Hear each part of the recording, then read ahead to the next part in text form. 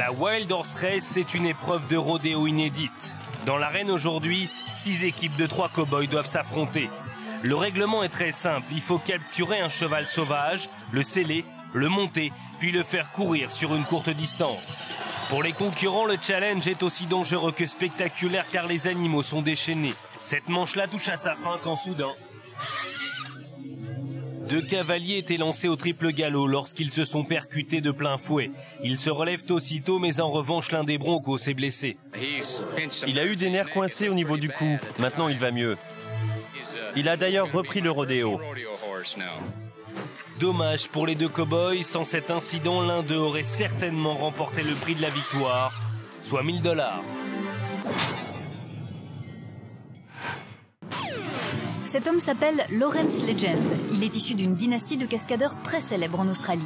Il prétend avoir effectué son premier exploit à l'âge de 14 ans en sautant avec sa moto par-dessus la voiture familiale. Aujourd'hui, aux alentours de Sydney, 2000 personnes sont venues assister à son exhibition. Ce nouveau défi est encore plus dangereux que les précédents puisqu'il consiste à franchir 15 voitures avec une vieille motocyclette non trafiquée. Tous mes amis m'ont dit que c'était de la folie et j'ai simplement voulu leur prouver que c'était possible et que j'étais le seul à pouvoir battre ce record. Après les incontournables tours de piste devant son nombreux public, Lawrence se met en position. Cette fois, c'est parti.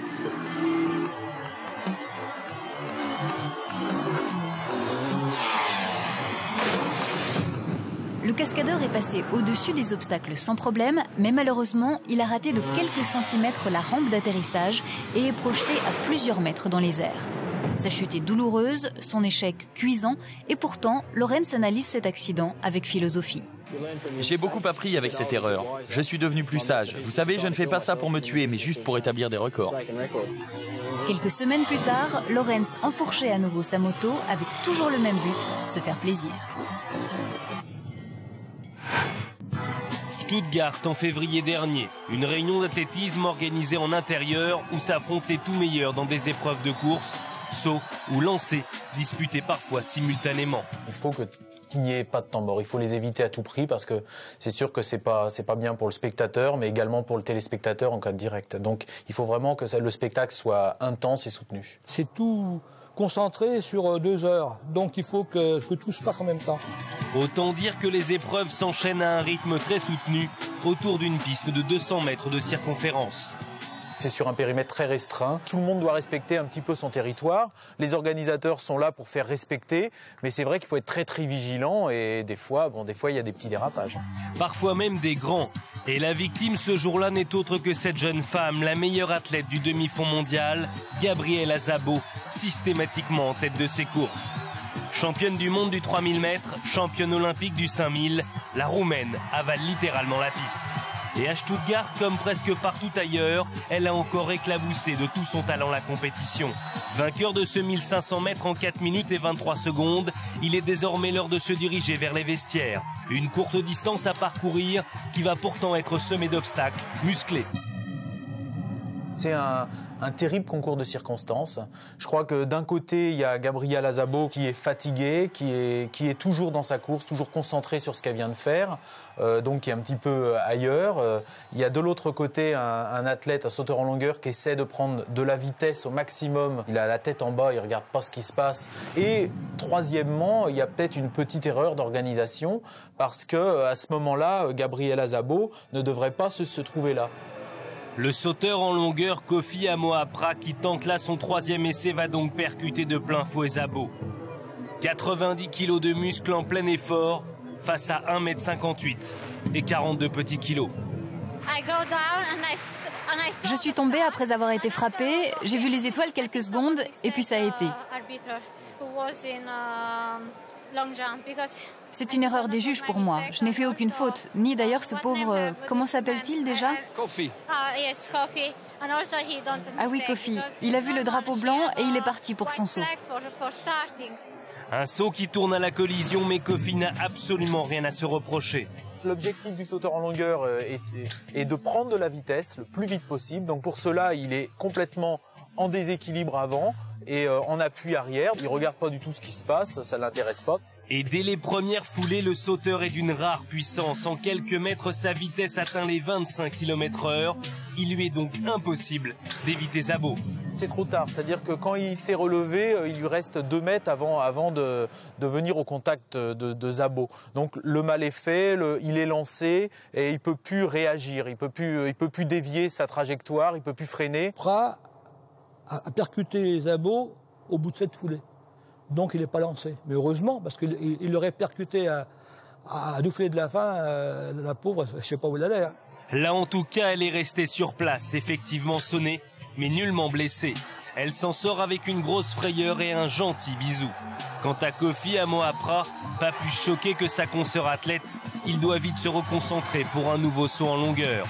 Au fait, petit rappel, à Stuttgart, cet accident n'a pas empêché Gabriela de monter une nouvelle fois sur la plus haute marche du podium. Nous sommes dans la propriété de la famille Warren à Nashville, dans le Tennessee. Il y a quelques heures, dans la cave, leur chienne a donné naissance à une portée de 5 chiots. Un moment magique qui a enchanté Teresa et ses enfants. Seulement voilà, l'un d'eux a rampé jusqu'à la bouche d'évacuation et désormais, il est coincé dans l'une des canalisations. Malgré les gémissements incessants du petit, il est très difficile de le localiser précisément. Seule solution pour les pompiers, creuser de larges trous et déterrer un à un les tuyaux. Une entreprise titanesque qui transforme petit à petit le jardin en un véritable champ de bataille. Tout le monde suit avec attention le travail des secours. Un voisin a même appelé la télévision locale. J'ai envie de pleurer. C'est un bébé et il faut vraiment le sauver. Devant le désarroi de la famille, les sauveteurs décident de poursuivre leur fouille, mais toujours sans succès. À chaque fois qu'ils pensent avoir trouvé le petit curieux, ce dernier, affolé, s'enfonce encore plus dans le labyrinthe de conduits. Les pompiers n'ont pourtant pas l'intention d'abandonner. Ils piochent sans relâche et se demandent où a bien pu passer le chiot.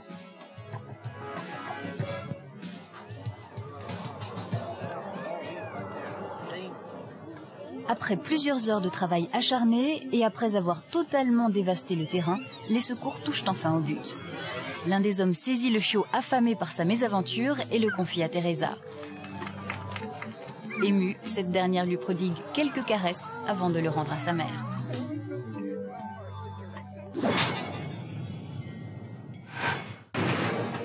Le grand marathon de Sydney en Australie.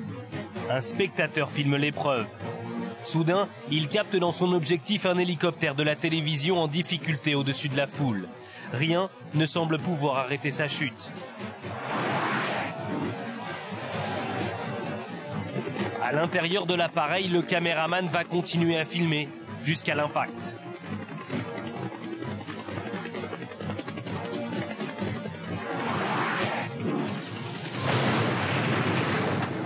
Il a apparemment un problème grave dans son rotor de queue et là il tourne vers la droite, ce qui est vraiment très dramatique, très difficile en hélicoptère. Le pilote essaie de faire une manœuvre pour arrêter ce tournicotis à droite, il l'arrête mais c'est un crash. Heureusement, l'hélicoptère s'est écrasé dans un champ loin des nombreux spectateurs. Le pilote et les 3 journalistes souffrent de blessures superficielles, mais tout le monde s'en sort, y compris le caméraman.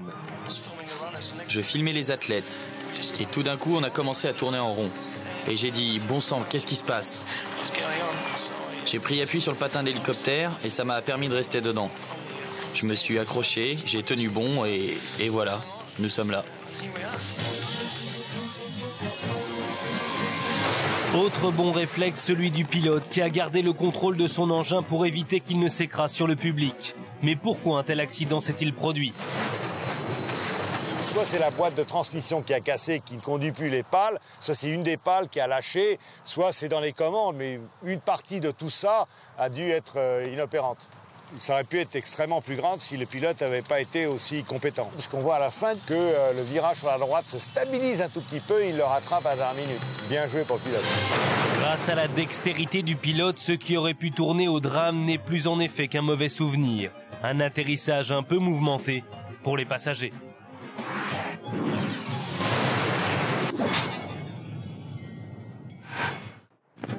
Un hélicoptère des secours survole le sommet du mont Saint-Helens.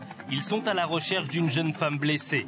Haut de 2600 mètres, ce volcan situé dans l'État de Washington est un site exceptionnel pour tous les amateurs de randonnée.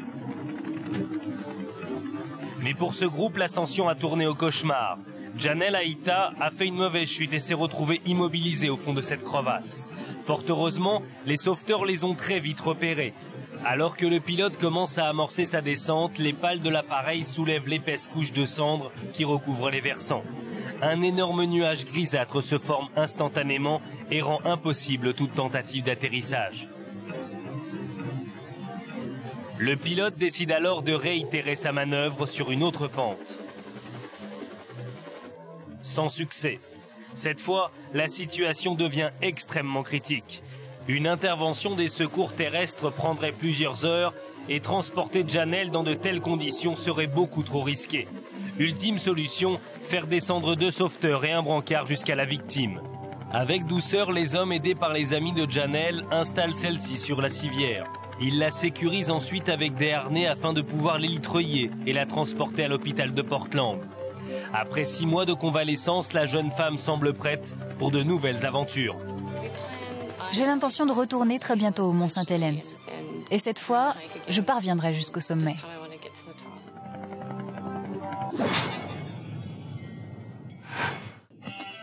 En 1984, Troy James Hurtubise a survécu in extremis à l'attaque d'un grizzly.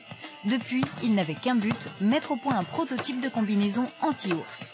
Seulement, pour tester son efficacité, comme il n'a pas de grizzly à sa disposition, ses amis sont obligés de le matraquer. Batte de baseball, pioche, tout y passe, même des troncs d'arbres. Une chose est sûre, Troy ne manque pas d'imagination. Il va même jusqu'à tirer des flèches et des balles réelles sur sa combinaison, tout ça pour qu'elle résiste à l'attaque d'un ours. Mais n'est-ce pas un peu trop ?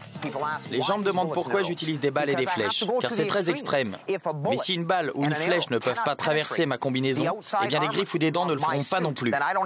C'est aussi simple que ça. Très simple en effet. Et comme vous allez le constater, Troy ne recule devant rien pour mettre à l'épreuve sa combinaison ultra résistante. Pour le stylisme, Troy reconnaît s'être inspiré de la série Robocop.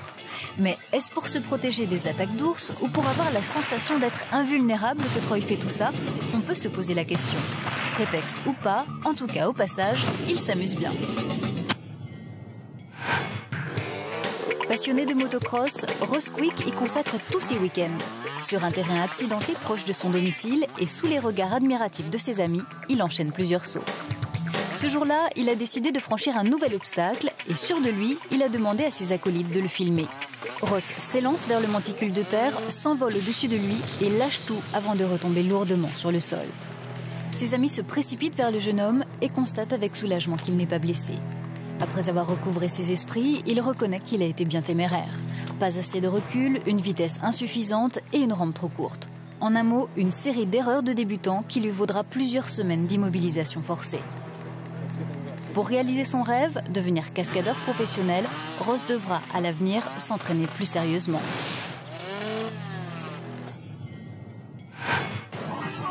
Nous sommes dans le Grand Nord américain sur la ligne de départ, 10 scooters des neiges spécialement préparés pour une compétition unique en son genre. Là, ce sont les Extreme Games aux États-Unis.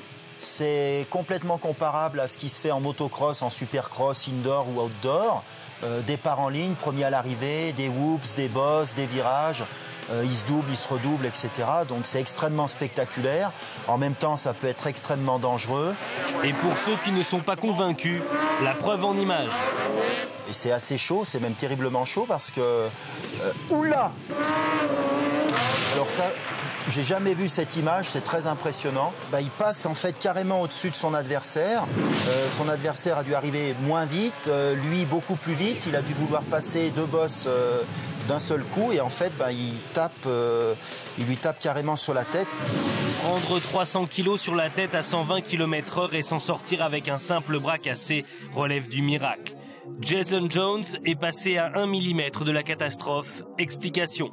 Là, le pilote, il a eu une chance énormissime, je dirais, lui, parce qu'en fait, la moto arrivait en ligne, donc il a été, je dirais, effleuré par la chenille, alors qu'il aurait pu être carrément heurté de manière très importante par un des patins de ski, par éventuellement un des triangles de suspension ou de direction. Imaginez cette pièce qu'ils prennent ici, c'est l'horreur. Au niveau sécurité, ils sont hors limite, c'est-à-dire que tous les coups sont permis, ils se livrent totalement. Visiblement, les collisions sont sont courantes. Ils jouent des coudes pour passer. Ils sont à fond. À fond justement, c'est ce que refuse la Fédération des sports de glace. En France, le scooter des neiges est autorisé mais son usage strictement réglementé. Quant à cette discipline de l'extrême, elle est jusqu'à présent totalement interdite dans l'Hexagone. Course de speedway à Smallmead Stadium en Angleterre. Aujourd'hui, 4 concurrents vont s'affronter sur une courte piste parfaitement ovale et dont le sol est recouvert de terre. Au signal, les participants s'élancent. Ils doivent effectuer 4 tours avec des motos dépourvues de freins et de boîtes de vitesse. Coude à coude, Dave Mullet et son outsider rivalisent d'audace pour prendre la tête, mais soudain. Au ralenti, on constate que c'est à cause du dérapage incontrôlable de son adversaire que la moto de Dave a été projetée contre la rambarde de sécurité. Au moment de l'impact, le pilote a été éjecté avec une telle violence qu'il est passé par-dessus le grillage. Désormais, il gît inconscient à l'extérieur de la piste. Les secours l'installent sur une civière et l'évacuent vers l'hôpital de Reading. Après avoir été rassuré sur son état de santé, Dave accorde une première interview. Lorsque cela s'est produit, j'ai vraiment cru que j'étais grièvement blessé, que ce serait irréversible car je n'avais plus aucune sensation dans le bas du dos. J'étais terrorisé. Quant à l'autre concurrent, il n'a absolument rien eu. Je vais acheter une nouvelle moto et reprendre très vite le chemin des circuits. Effectivement, depuis le mois d'août, Dave Mullet fait partie d'une nouvelle écurie, The Racers League.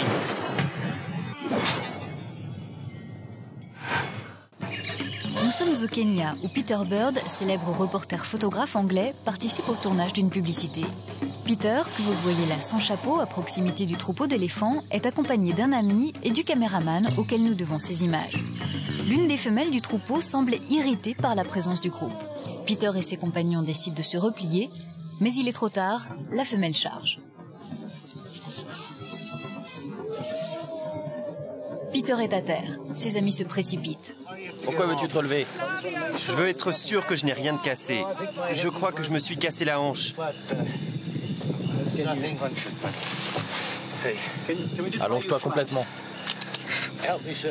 Aide-moi à m'asseoir un peu, d'accord? Ça m'a assommé. C'est tout ce que... Ah, ma jambe et ma hanche gauche. L'éléphant a piétiné Peter et lui a donné des coups de défense dans le ventre et dans les jambes. Il faut faire vite. L'hôpital le plus proche est à plusieurs heures de là et Peter perd beaucoup de sang. Le problème, c'est la hanche. Il a probablement la hanche cassée. Envoyez un avion, s'il vous plaît. Enfin, le 4x4 atteint l'aéroport. Un médecin les attend sur la piste. Est-ce que vous pouvez me donner des calmants? Je veux des calmants, s'il vous plaît. L'avion arrive pour évacuer Peter, qui est de plus en plus faible, mais il trouve encore le moyen de plaisanter. Ne vous faites jamais piétiner par un éléphant. Ça n'est pas très convenable. Même pas convenable du tout. 4 mois plus tard, les équipes de Plein les Yeux ont retrouvé Peter Bird à Paris lors d'une exposition. Pour nous, il a bien voulu revenir sur son accident.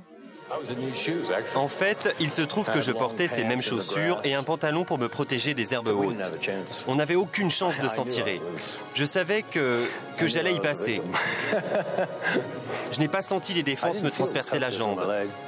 En fait, sur le coup, je n'ai pas eu très mal. C'était plutôt comme une énorme pression. Comme si un ascenseur me tombait dessus, vous voyez? Cette femelle éléphant, je lui en veux pas. Elle était paniquée. Peut-être m'a-t-elle épargné, je ne sais pas. Ça aurait pu être bien pire, mais bon, c'était déjà pas mal. Malgré ce mauvais souvenir, Peter ne cessera jamais d'aimer l'Afrique. Nous sommes toujours à Spa-Francorchamps pour les 24 heures.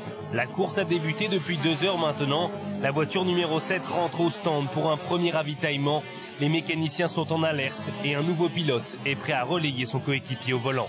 Chaque mécanicien roule très précis, exactement. Il y a 2 mécanos à l'essence, 1 mécano par roue, 2 mécaniciens ou par brise et 1 mécanicien ou alors le médecin du team qui aide le pilote à s'attacher dans la voiture. Et la manœuvre est quasi chirurgicale. Tout est millimétré, préparé, répété, car il n'y a pas une seconde à perdre. Il faut compter 1 minute à 45 secondes pour réussir l'opération. Et bien évidemment, sur cette phase de course, la partie sensible demeure le ravitaillement en essence. Il faut compter à peu près 40 secondes pour écouler 100 litres d'essence dans le réservoir. C'est fait avec des vannes étanches, mais cela dit, ce n'est que de la mécanique, on n'est pas à l'abri d'un souci. Et ce jour-là, le souci s'est produit. Le ravitaillement touche à sa fin. Dernière recommandation, dernier coup de chiffon avant que la panique envahisse le stand. Une panique qui va précéder l'embrasement.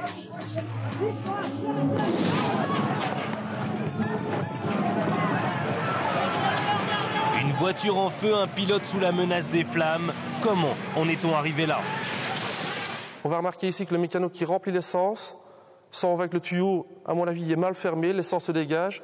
Le mécano en rouge a un très bon réflexe de couper la vanne, mais malheureusement l'essence est coulée sur l'échappement et sur le frein chaud, sans flamme. Regardez bien le mouvement du mécanicien chargé de l'essence. En effet, du carburant s'échappe de sa pompe et se répand sur le pot d'échappement qui, à ce moment-là, est à 350 degrés. Une goutte et une seconde suffisent pour déclencher l'incendie. Mais alors, comment un exercice aussi rodé et une technique aussi précise ont-ils pu faillir? Le mécano en retirant a peut-être coincé légèrement de ce style-là, pas sorti dans l'axe de la vanne, et alors la vanne est restée ouverte. Immédiatement soutenus par les pompiers, les mécaniciens dotés d'extincteurs interviennent. C'est une partie du règlement qui est très stricte lors des ravitaillements. Il doit y avoir 2 mécaniciens avec des extracteurs à poudre, dégoupillés et prêts à intervenir en cas d'incendie. Fort heureusement, car à l'intérieur de la voiture, il y a un pilote, Thierry Tassin. J'ai pas eu peur, j'ai pas eu le temps d'avoir peur, j'ai quasi rien vu parce que j'étais vraiment concentré devant moi, je ne voyais pas ce qui se passait derrière. Et c'est en voyant des gens paniquer et courir dans tous les sens que je me suis dit, mais que se passe-t-il? Et j'ai regardé dans le rétroviseur, et là j'ai vu que ça prenait feu. Automatiquement, bien sûr, je me suis dit, oui, il faut que je sorte de la voiture. Sans trop de peine, il s'extirpe du véhicule qui finalement a légèrement flambé, mais n'a pas explosé. Bilan, une grosse frayeur générale, mais pas de séquelles physiques. Suite à l'incendie, quelques mécaniciens ont eu des brûlures superficielles, mais rien de très grave, heureusement. Le Belge Thierry Tassin, pilote professionnel de renom, était bien évidemment rassuré par l'issue du sinistre, mais déçu d'être contraint d'abandonner. Ce n'était que partie remise. L'année suivante, Thierry et ses 2 coéquipiers ont remporté les 24 heures de Spa-Francorchamps. Péninsule du Yucatan au Mexique. Au cœur de la jungle inaccessible se trouve la plus grande grotte souterraine du monde, la Nanoche Naniche, ou maison de l'oiseau géant. Un labyrinthe infini et une conquête inachevée pour les spéléonautes. Le premier d'entre eux à y être descendu, il y a 10 ans, c'est Mike Madden. L'exploration de Nanoche est une partie importante de ma vie. C'est une aventure comme pour celui qui a gravi la montagne la plus haute, ou pour celui qui a traversé un désert pour la première fois, ou encore pour ceux qui ont découvert de nouveaux continents. On trouve toujours des territoires vierges. Il faut parcourir 8 km pour accéder à la grotte par l'ancienne route Maya. Une traversée difficile, où seuls les chevaux peuvent être utilisés pour le transport du matériel. Eric Hutchison, un cartographe de fond marin, Dan Lins, un informaticien, et Wes Skiles, un caméraman, ont rejoint Mike pour cette nouvelle aventure. Ces hommes font partie des meilleurs plongeurs du monde. Enfin, ils touchent au but. L'expédition souterraine va pouvoir commencer. Une plongée à risque qui impose le respect de certaines règles. Si vous faites une erreur sous l'eau, vous avez très peu de temps pour trouver une solution. Ce n'est pas mesuré en heures ou en minutes, mais en quantité d'oxygène restant dans la bouteille. Sinon, c'est la mort. C'est pour cette raison qu'ils ont emporté des bouteilles qui leur donnent une autonomie de 7 heures.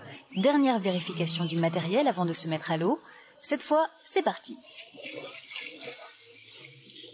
La grotte obscure est éclairée par les loupiotes fixées sur leur casque qui les protègent en même temps d'éventuelles chutes de pierre.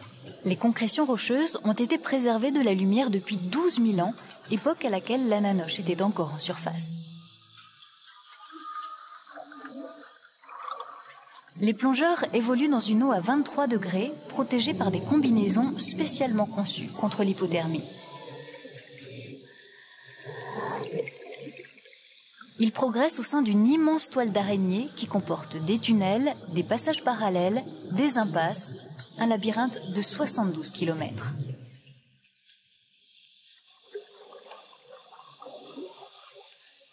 Pour l'explorer en toute sécurité, les spéléonautes déroulent un câble en nylon. Ce fil d'Ariane leur permettra de revenir sur leurs pas quelles que soient les circonstances. Dans cette aventure, le danger est toujours présent. Les bulles d'air des plongeurs peuvent remonter contre la paroi, s'infiltrer dans les fissures et disloquer des morceaux de roche. D'une seconde à l'autre, l'eau limpide peut devenir totalement opaque. Soudain, une découverte, un nouveau tunnel. Eric Hutcheson complète sa carte tout de suite à l'aide d'un compas et d'un ordinateur. Là, les spéléonautes ont identifié une issue inconnue. L'expédition est un succès, mais l'exploration du gouffre est loin d'être terminée. Il faudra encore de nombreuses plongées pour que la Nanoche livre tous ses secrets.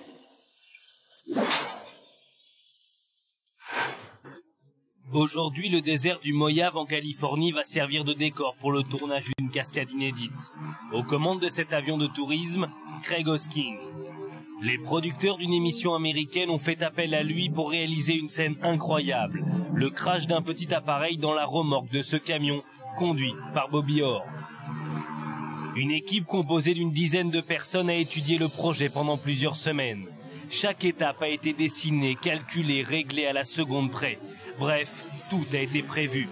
Désormais, la réussite dépend uniquement de la dextérité et du sang-froid des deux hommes. Craig s'apprête à effectuer un vol de reconnaissance.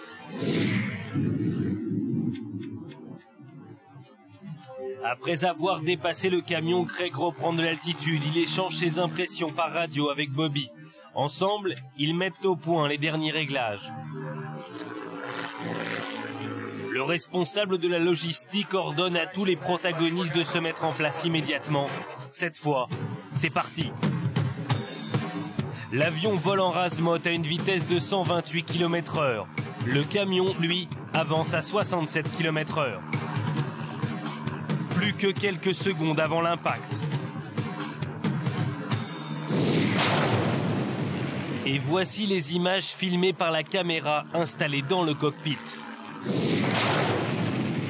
La cascade s'est déroulée à la perfection. Le résultat final enchantera certainement les téléspectateurs américains qui le découvriront bientôt sur leur petit écran. Quant à Craig, il s'extrait sans problème de l'épave. Il semble soulagé et ravi de ce nouvel exploit. Un exploit qui a coûté plusieurs milliers de dollars, une prise de risque maximum pour des images à couper le souffle.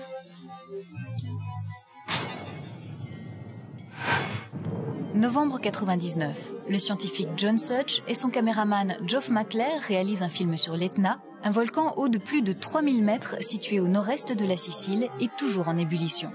Aujourd'hui, ils ont décidé d'observer l'un de ses cratères les plus actifs, la Bocca Nuova. Arrivés à son sommet, ils constatent d'importantes émissions de gaz. Puis les fumées blanches laissent place à des fumées de couleur marron qui sont le résultat de l'effondrement des parois. C'est alors que le cratère entre dans une impressionnante phase explosive en propulsant des bombes, des roches fragmentées et des cendres.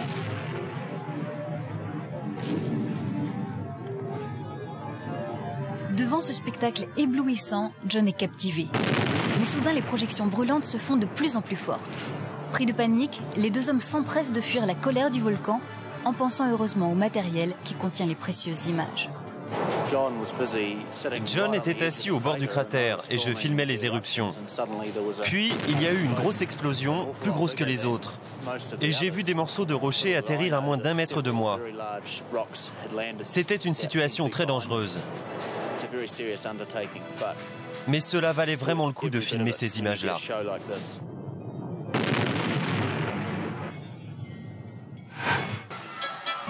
Nous sommes dans le Minnesota, une des grandes régions d'élevage des États-Unis. Ici vivent de nombreux cow-boys. Et l'un de leurs loisirs favoris, c'est le rodéo.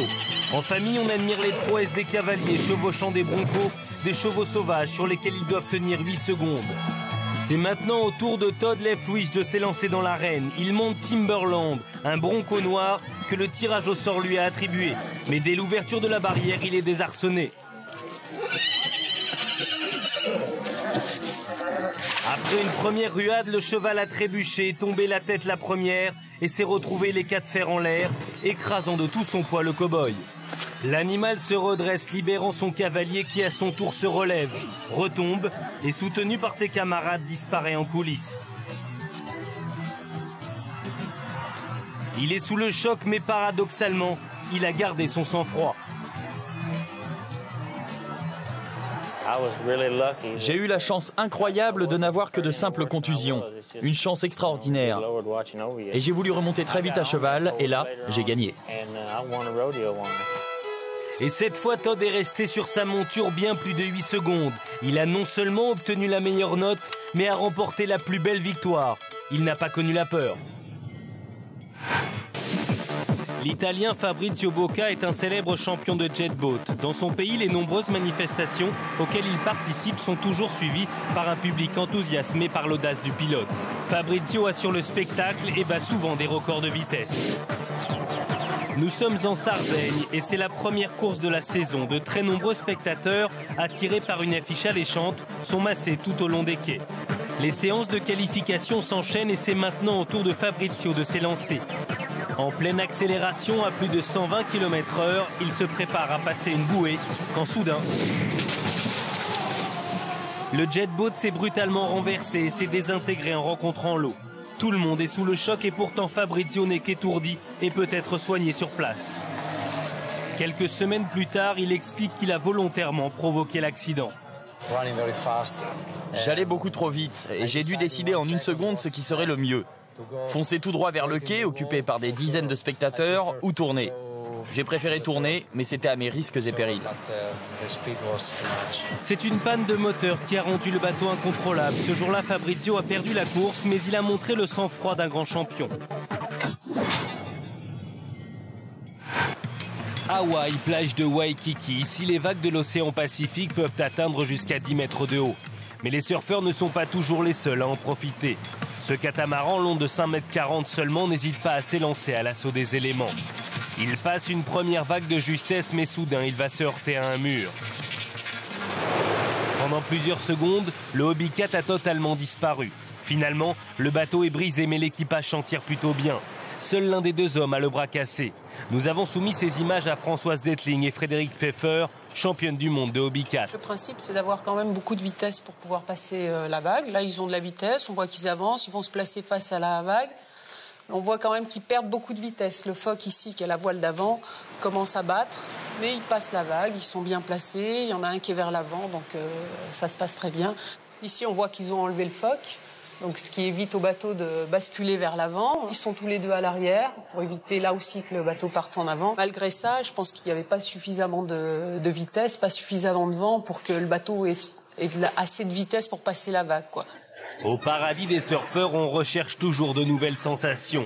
Mais en Hobbycat comme en surf, il faut toujours être bien placé. Le principe du surf, c'est d'avoir autant de vitesse que la vague pour pouvoir rester sur cette pente de vague ou prendre, donc s'amuser avec la vague. Mais on reste à la vitesse de la vague. Ce que n'arrive pas à faire le Hobbycat puisqu'il n'a aucune vitesse et il ne peut pas aller aussi vite que la vague au moment où elle arrive. Mais vouloir surfer à Hawaï avec ce karting des mers, est-ce vraiment raisonnable ? Un Hobbycat, c'est quand même fait pour ça, parce que d'abord, ça a été inventé par un surfeur, il ne faut pas l'oublier. Et c'est vrai que dans l'image qu'en ont les navigateurs, bon, on peut surfer, on peut un peu tout faire avec un Hobbycat 16.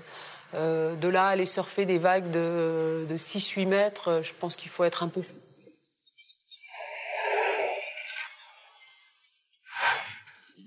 Nous sommes à Tucson, dans l'Arizona. Ce soir, Spanky Spangler va tenter une cascade appelée les Dominos explosifs. Le principe, il doit s'élancer sur une rampe de 17 mètres de long et percuter une voiture plantée dans le sol à la verticale. Sous le choc, celle-ci tombera sur la deuxième, qui fera elle-même tomber la troisième, et ainsi de suite. En tout, il y a 5 véhicules truffés de poudre. Chaque impact déclenchera donc un véritable spectacle de pyrotechnie. L'exploit comporte certains risques, mais normalement, tout devrait bien se passer. Spanky, aidé par son assistant, enfile son équipement. Jambières, plastrons et casques sont des protections indispensables lorsqu'on est soumis, comme lui, à des situations aussi extrêmes. Juste avant le départ, le cascadeur, très décontracté, accorde une interview. Je suis confiant car je me suis bien préparé et j'ai toute mon équipe à mes côtés. C'est elle qui a tout installé. Et en plus, il y a des secours prêts à intervenir. Là, c'est bon. Je n'ai plus qu'à mettre le contact et à m'élancer. Vous savez, je n'arrête pas de répéter l'action mentalement. Je visualise chaque étape au ralenti, je n'arrête pas d'y penser. Je m'imagine en train de le faire et tout se passe très bien. Spanky rejoint aussitôt l'extrémité de la piste. Il doit parcourir 150 mètres à 104 km/h pour décoller et atteindre son objectif. Le signal est donné, cette fois c'est parti.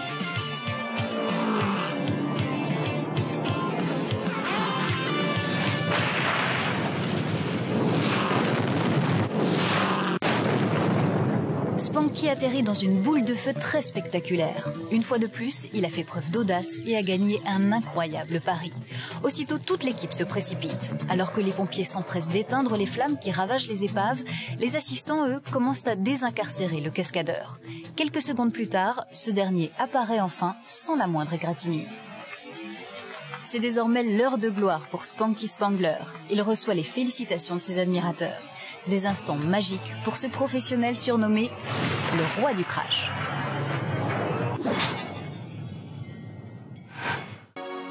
Nous sommes à Medzaina, petit village égyptien au pied des monts sacrés du Sinaï. C'est ici le fief des Bédouins Medzaini. Abidallah est aujourd'hui l'une des figures les plus respectées de sa tribu. Pourtant, personne n'aurait pu l'imaginer. Issu d'une des familles les plus pauvres du groupe, il était un enfant caractériel et turbulent. À l'âge de 5 ans, il fit une chute effroyable du haut d'un dattier. Alors qu'on le croyait perdu, il survécut, mais perdit l'usage de l'ouïe et de la parole. Bien des années après son accident, à l'âge de 17 ans, Abidallah rencontre une femelle dauphin solitaire, sans doute rejetée par son groupe. Elle va transformer sa vie. Quand j'étais à la surface, je n'entendais rien. Mais sous l'eau, j'entendais les cris du dauphin. Puis j'ai réussi à prononcer « Olin, Olin, Olin » et à chaque fois, Olin venait vers moi.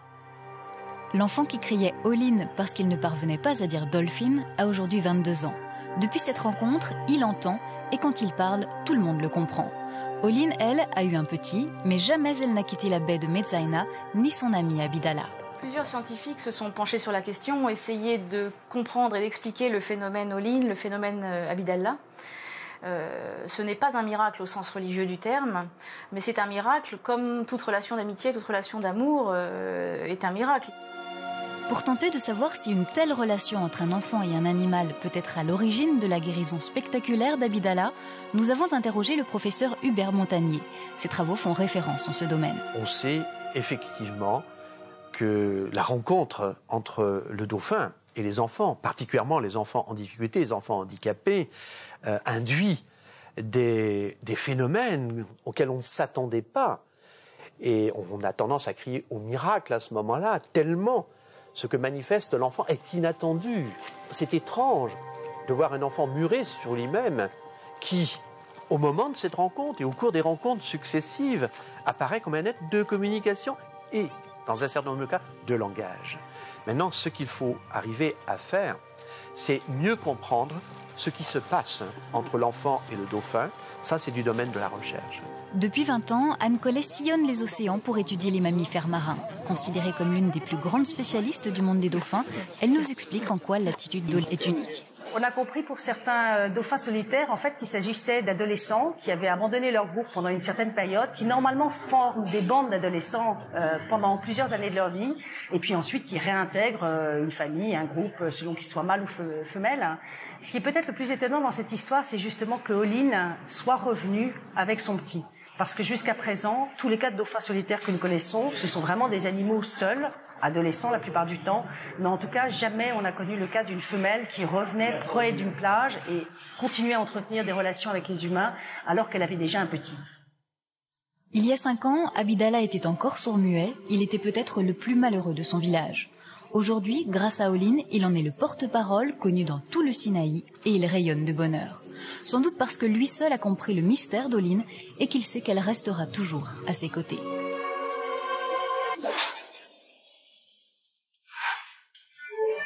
Ce gros avion militaire se présente à l'atterrissage sur l'aéroport de Francfort. À son bord, 22 passagers et membres d'équipage. Mais la tour de contrôle est très vite avertie d'un problème grave, le train d'atterrissage avant refuse de sortir. Les secours sont déjà sur place et déversent sur le tarmac un épais coussin de neige carbonique. Le but, éviter que les étincelles qui ne manqueront pas de jaillir lorsque l'appareil touchera le sol provoquent un incendie irréversible. Aux commandes, le colonel Gordon Minor s'efforce de maintenir le nez de son avion en l'air le plus longtemps possible et de le faire basculer lentement vers le sol. Une manœuvre délicate qu'il réussit avec brio, mais tout danger n'est pas écarté. La preuve, rapidement des flammes apparaissent sous la carlingue et des volutes de fumée l'encadrent. Le colonel Minor ordonne l'évacuation immédiate de l'avion. En quelques secondes, tout le monde est à l'abri. Les secours peuvent continuer à arroser l'appareil de neige carbonique pour limiter l'ampleur de la catastrophe. Le travail des pompiers terminé, les experts militaires peuvent enfin examiner le C5. Et c'est le colonel mineur en personne qui nous explique l'origine de la panne. En fait, ces deux trappes renferment le train d'atterrissage. Au moment de la descente, elles ne se sont ouvertes que de quelques centimètres, ne permettant pas aux roues de sortir. Mais en revanche, leur proéminence nous a permis de ne pas nous poser complètement sur le ventre. On a pu réparer ces pièces en 2 jours et le reste en seulement 1 journée. Et on a pu enfin repartir. Grâce à la dextérité du pilote et à l'efficacité des secours, on peut dire que cet atterrissage à haut risque s'est plutôt bien passé. C'est le grand jour pour Rick Ray. Aujourd'hui enfin, il va faire décoller l'avion qu'il a lui-même conçu. 8 ans à monter pièce par pièce cette petite merveille dans son jardin de Louisville. Rick a dépensé 100 000 francs pour réaliser son rêve. Minutieusement, jour après jour, il a fait naître de ses mains l'hélice, puis le moteur, puis le tableau de bord. Un travail titanesque, un défi extraordinaire qui lui prend tous ses week-ends. Enfin, le petit KR2 est prêt. Aujourd'hui, c'est son premier vol et Terry, l'ami de Rick, s'apprête à ce moment historique. Linda, sa femme, est présente également car depuis le début, elle le soutient dans cette aventure. Première tentative de décollage sur la petite piste de l'aérodrome du comté de Pierce dans l'État de Washington. L'avion prend de la vitesse, mais Rick rate son envol.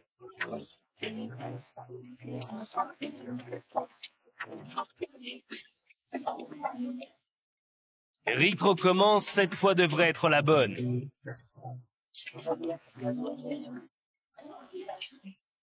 Il décolle, mais perd le contrôle de son appareil.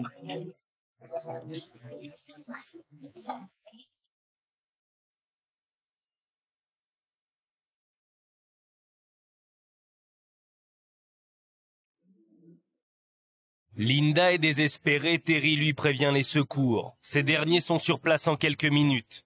Heureusement, sous le tas de tôle, Rick va bien. Il ne souffre que de simples égratignures. Mais c'est 8 ans de passion et de travail qui ont été réduits en miettes en seulement quelques secondes.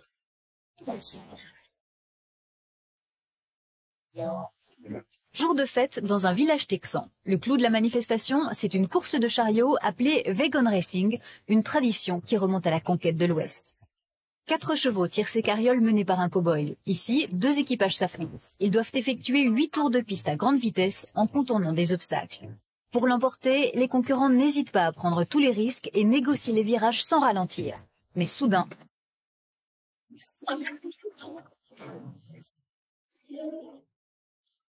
Dans le tournant, le chariot dirigé par Wade Salmons a versé et a été propulsé contre la rambarde de la piste. Le cow-boy se relève immédiatement, mais 2 de ses chevaux sont à terre.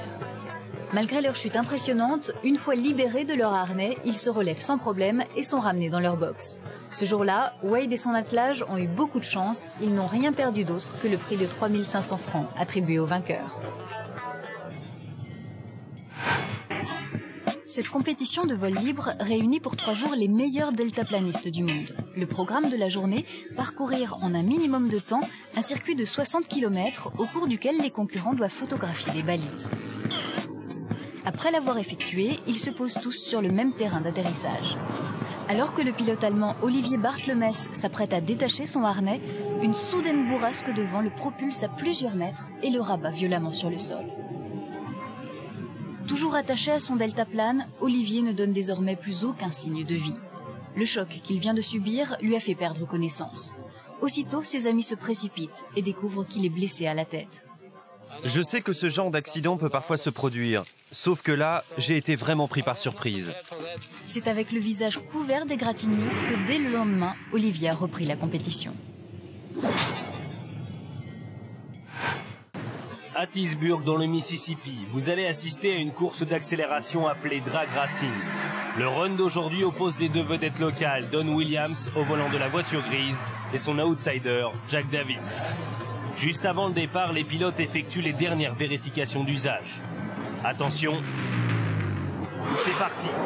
Au moment où les deux véhicules s'apprêtent à franchir la ligne d'arrivée, une incroyable collision se produit. Jack Davis a quitté brutalement son couloir et est venu percuter l'arrière de la voiture de Don. Après 12 tonneaux, le véhicule de ce dernier s'immobilise enfin. Quelques secondes plus tard, les secours s'activent déjà. La situation est critique, les dragsters ne sont plus que 2 amas de tôle froissée et à l'intérieur, les pilotes sont blessés. Avec d'infinies précautions, Don et Jack sont extraits de leur épave et transportés ensemble à l'hôpital. Au début, quand j'ai vu la voiture foncer sur moi, alors que j'allais à plus de 200 km à l'heure, je me suis dit c'est un mauvais rêve. C'est rien, ce ne sera pas très grave. Les deux pilotes n'ont gardé aucune séquelle de cet accident, mais ils ont préféré abandonner la compétition. Somerville, dans le Massachusetts. De gigantesques flammes ravagent une usine de produits chimiques située juste derrière un quartier résidentiel. Sur place, les secours s'activent à déployer leur matériel pendant que d'autres procèdent à l'évacuation des résidents. La direction des opérations est orchestrée par le lieutenant Wallace McLean. Placés à plusieurs endroits stratégiques, les pompiers, armés de lances, tentent par tous les moyens de circonscrire le sinistre. En première ligne, leurs confrères, eux, redoublent d'efforts pour atteindre le cœur du brasier. Parmi eux, une nouvelle recrue, Earl Johnson. Mais soudain, c'est l'explosion. Wallace McLean se précipite aussitôt vers son confrère qui a été propulsé par le souffle de la déflagration. Earl Johnson était à terre, couché sur le ventre. Je ne savais pas s'il était blessé ou non. J'ai tout de suite voulu le sortir de cette zone, je voulais qu'on l'évacue.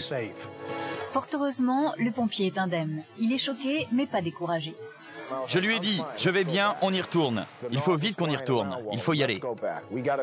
Sans perdre une seconde, tous les pompiers repartent à l'assaut des flammes. Il leur faudra plusieurs heures de lutte acharnée pour éteindre l'incendie. Un incendie qui n'a fait aucune victime, mais qui a détruit 2 maisons.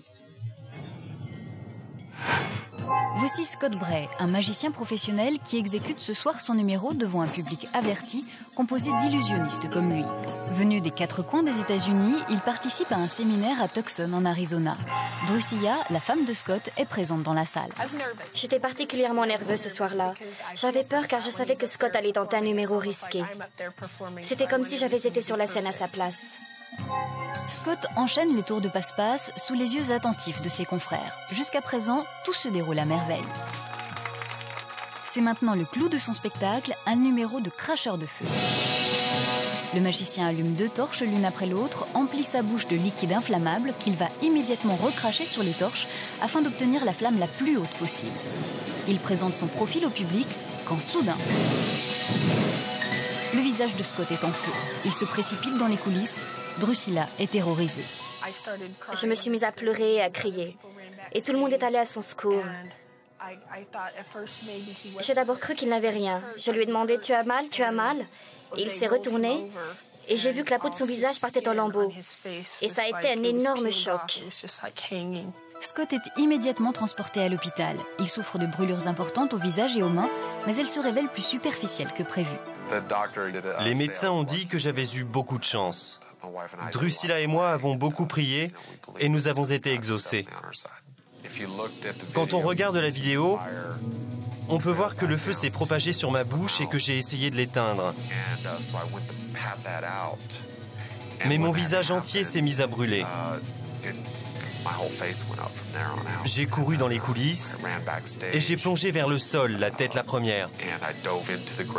Je suis tombé sur les accessoires d'un autre magicien et puis après, je me souviens que j'étais allongé et que les flammes avaient totalement disparu. Scott Bray a repris ses activités, mais selon le vœu de sa femme, il a définitivement rayé de son programme son numéro de cracheur de feu. Cette libellule d'acier est un gyrocoptère appelé aussi autogyre. Cousin de l'hélicoptère, il est très facile à manœuvrer.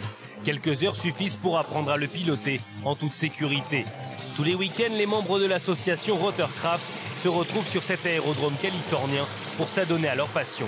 Parmi eux, Kevin New, victime d'une panne moteur en plein vol. Ce dernier va tenter un atterrissage en douceur. Mais malheureusement, il a échoué alors que l'appareil s'écrase sur le tarmac et se désintègre totalement. Le pilote, lui, est violemment projeté en avant. Aussitôt, plusieurs personnes se précipitent à son secours. Kevin est toujours conscient et il se plaint de douleur au niveau de la cage thoracique. À l'hôpital, les médecins constateront qu'il a 4 côtes fêlées.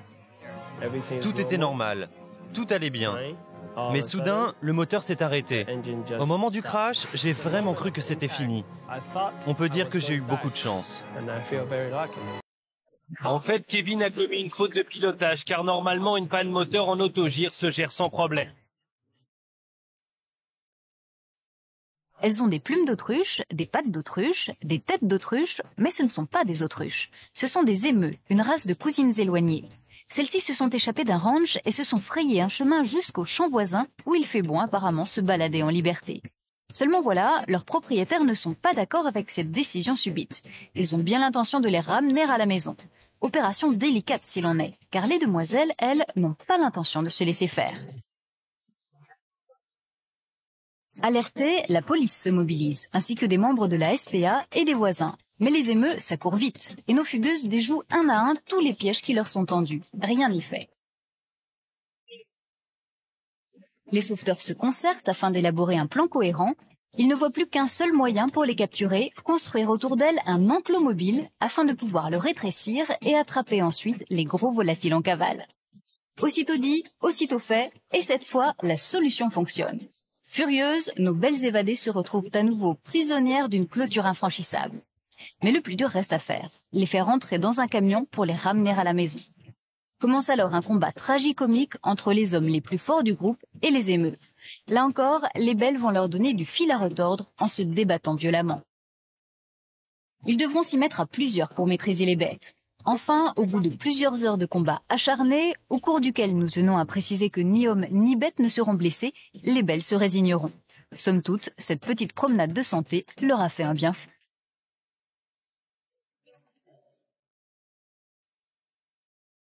À 48 ans, Jurgis Karis reste l'enfant terrible de l'aviation.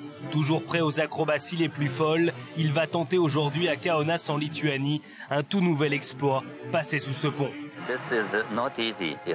Ce n'est pas facile car l'espace entre le pont et l'eau est petit.